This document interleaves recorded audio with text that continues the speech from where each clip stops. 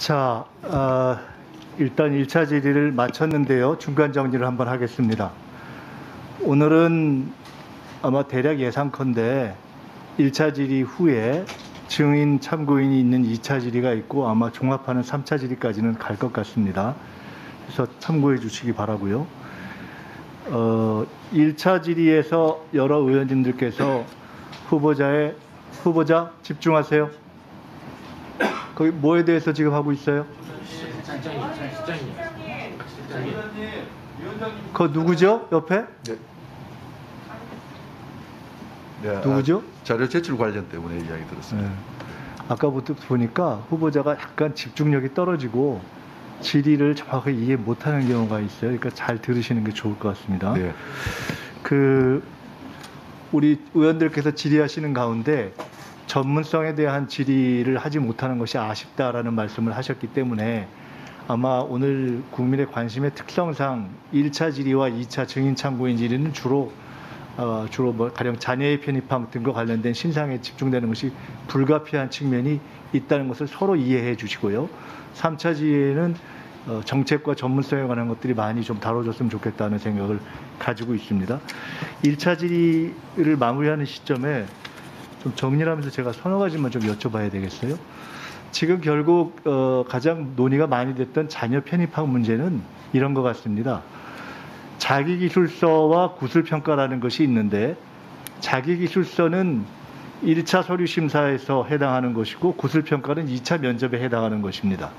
근데 자기기술서는 그 전년도에는 낙제점이었던 것이 그 다음 연도 2018년에는 40점이 상승한 것이고 구술평가에서는 그 전반적으로 특정 교실에 해당하는 부분이 점수가 다 만점이 나온 것입니다. 근데 이에 대해서 후보자께서의 설명은 자기기술서에 대해서는 본인이 한 번도 의대 교수로서 뭐 실제하거나 이런 바가 없을 뿐만 아니라 관여한 바가 없고 그리고 구술평가에 대해서는 점수를 특별히 봐주는 것이 제도적으로 불가능하다 이렇게 설명을 하셨어요.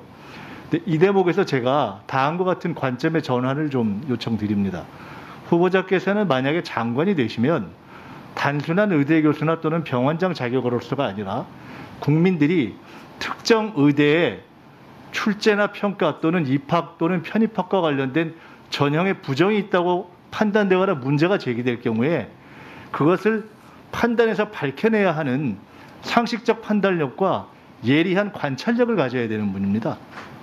그런 것에 기초해서 합리적 추론에 의해서 제기되는 문제에 대해서는 본인의 일이 아니라 객관화시켜 놓고 이것이 과연 감사할 만한 대상인가 아닌가를 판단해야 한다고 저는 봅니다. 그런 점에서 몇 가지 좀 확인을 드리겠는데요. 첫째는 후보자께서 이미 인정하셨듯이 특별하게 누구와 가까우냐 아니냐 문제는 저희가 더 검증을 해야 될 문제이지만 경북대 의대의 전형위원들은 85% 이상의 동일 자대 출신으로서 후보자가 모르기가 어려운 모두가 알고 있는 분들입니다. 이것 자체를 우리가 문제로 삼지는 않습니다. 두 번째로 자기기술서의 문제입니다. 자기기술서는 누가 이 기술서에 질문을 냈느냐 하는 문제가 있을 수 있는데 어쨌거나 40점이 올랐던 그 해당 시기의 문제는 이렇게 되어 있습니다. 힘든 경험은 무엇이었는가? 인생의 경험을 준 가치관에 영향을 준 학업 외 활동은 무엇이었는가? 가장 인생에 영향을 준 두 권의 책은 무엇이었는가?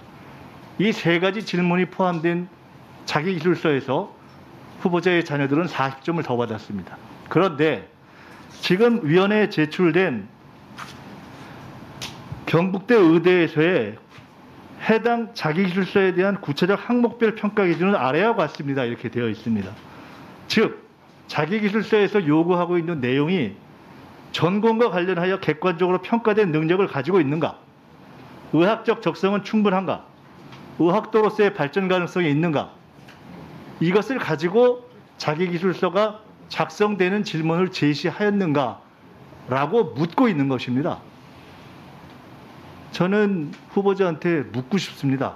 과연 후보자가 경북대 의대 출신으로서 또는 경북대 의대에서 나온 의사들을 기용하는 병원장으로서 또는 향후에 장관이 될 가능성이 있는 공직 후보자로서 위와 같은 세 가지 질문이 전공을 객관적으로 평가하는 능력을 검증한다거나 의학적 적성을 충분성을 검증한다거나 또는 의학도로서의 발전 가능성이 있다고 평가할 수 있는 질문이라고 보는가? 라고 묻는다면 과연 국민 중에 누가 경북대 의대의 자기기술서에서 제기된 이 세 가지의 질문이 전문성을 다루는 것인가라고 인정하겠는가 하는 부분을 아마 참고해서 저는 이후에 증인 참고인 신문에 다뤄주셨으면 좋겠고요. 두 번째 대목은 구술평가에 관한 문제입니다. 구술평가는 후보자께서 말씀하시기를, 저도 지금 오늘 사실은 처음 자료를 봅니다마는 9분의 위원이 6분의 후보자의 자녀를 포함한 6분을 평가한 것을 가지고 만점이 나온 3분의 경우는 후보자의 자녀뿐만 아니라 다른 6명에 있어서도 만점을 4명씩이나 준 후한 채점자였다. 이렇게 지금 말씀을 하신 거예요. 우리 자녀만 봐준 게 아니다. 이렇게 말씀하셨단 말입니다. 그것 자체는 팩트입니다. 그러나 저는 그 수치를 보면서 다른 것을 발견했습니다.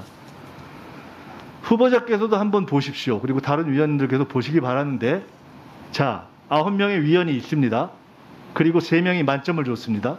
그 3명은 만점을 후보자의 자녀에게만 준 뿐만 아니라 다른 분들에게도 줬습니다. 그런데 분명한 것은 후보자의 자녀는 그 3분을 포함한 나머지 6명으로부터 다음과 같이 점수를 받았습니다.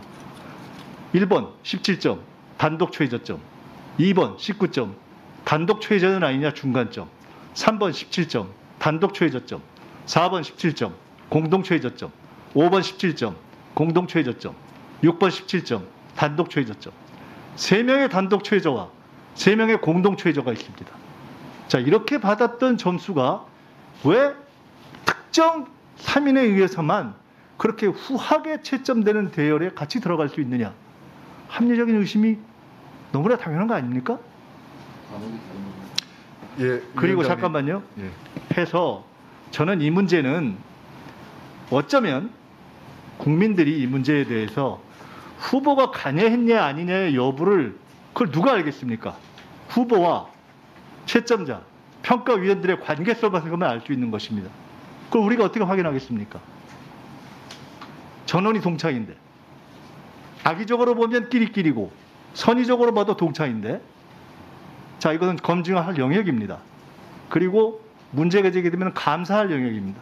그러나 그것이 아니라 하더라도 과연 여기서의 평가 기준이 의학적 관점에서 공정한가? 그리고 이 평가들이 운동장 자체가 공정한 운동장이었나에 대해서 문제 제기하는 것이 너무 당연하지 않습니까? 이 부분을 감안해서 이후 증인 참고인 질문 때 위원님들도 좀 점검해 주시고요. 그리고 후보자께서도 안이하게 답변하지 마십시오. 세상에 이렇게 쉽지 않습니다. 자, 다음은요. 예, 위원장님, 거기 제가 잠깐만 하나. 예, 말씀하십시오. 위원장님, 그 세 방이 그 과목이 달랐습니다. 하나는 생물이고요, 하나는 화학이고, 하나는 추론이었습니다. 그래서 생물을 전공한 학생들은 1번 방에서 잘 받게 되어 있고, 화학을 전공한 학생들은 2번 방에서 잘 받게 되어 있고, 생물이나 화학이 아닌 또 다른 뭐 공학이나 이런 쪽 애들은 추론 방에서 잘 받게 되어 있습니다. 그 과목이 달라서 그런 거니까 그 점에서 위원장님 오해가 없으셨으면. 제가 오해인지 아닌지는 감사합니다. 뭐 계속 저희가 점검을 할 일이고요. 아까 후보께서 설명하시기를 5개의 항목을 체크 포인트로 해서 사실상 객관식에 가까운 평가 방식이다 이렇게 말씀하셨는데, 그 또한 저희들이 조금 더 심층적으로 파악할 대목이 있다 이렇게 봅니다. 자, 그러면